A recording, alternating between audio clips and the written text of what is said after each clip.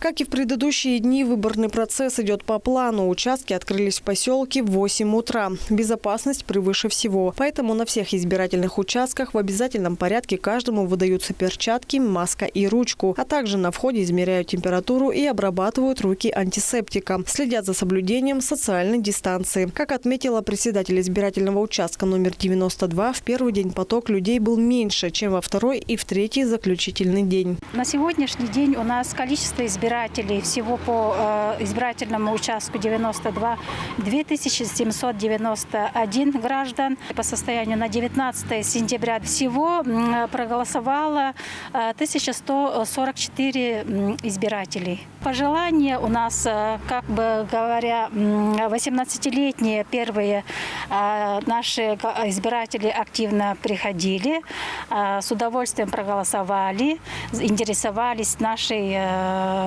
работой. На участке поселка Кахем номер 92 дежурят полицейские и работают 6 наблюдателей, контролирующих ход голосования. Нарушений не зафиксировано. По словам избирателей, намного удобнее проводить голосование в 3 дня, ведь можно распределить время выходных, что особенно актуально сейчас, когда идет заготовка солений на зиму и жители собирают урожай картофеля на своих участках. Елизавета Корсакова, жительница поселка, рассказала, что когда-то сама входила в состав участковой избирательной комиссии. Что может? Да есть сравнивать, потому что 3 дня голосуют и народу скопления нет.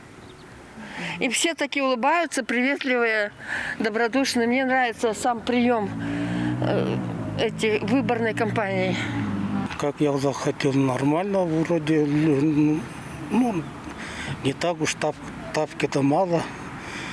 Но с одной стороны, конечно, на 3 дня в связи с ковидом, вот, чтобы люди много не кучевались. Постановлением ЦИК предусмотрено 2 варианта хранения бюллетеней. Первый вариант – это когда стационарный ящик ежедневно опечатывается. И второй вариант – когда бюллетени ежедневно извлекаются из стационарных ящиков и запечатываются в отдельные сейф-пакеты. На месте запечатывания пакета в обязательном порядке расписываются члены участковой избирательной комиссии. Пакеты нумеруются, ставится дата и убирается в сейф. Подсчет голосов начнется сразу по завершению голосования. Предварительные итоги станут известны уже в понедельник, 20 сентября. Инна Клоян, Чайхан Дангак, Узал Сарыксарен, Туа 24.